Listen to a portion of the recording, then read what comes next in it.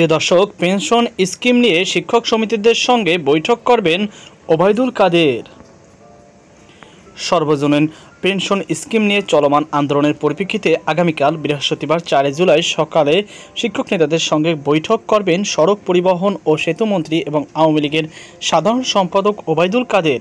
বুধবার 3 জুলাই বাংলাদেশ বিশ্ববিদ্যালয় শিক্ষক সমিতি ফেডারেশনের মহাসচিব ও ঢাকা বিশ্ববিদ্যালয় শিক্ষক সমিতির সভাপতি অধ্যাপক নিজামুল হক ভূঁইয়া বাংলা নিউজকে এ তথ্য নিশ্চিত করেছেন।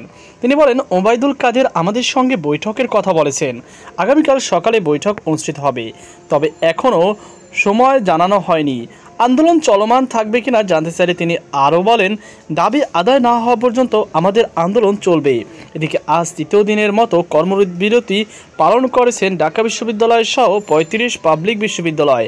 ঢাকা বিশ্ববিদ্যালয়ের কলা ভবনে মূল ফটকে শিক্ষক সমিতির নেতারা দুপুর 12টা থেকে কর্মবিরতি পালন করেছেন।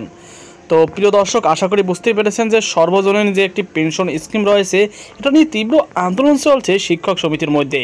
তো এই ছিল আমার সর্বশেষ আপডেট। সকল বাধা সুস্থ থাকুন। আজকে পর্যন্ত আল্লাহ হাফেজ।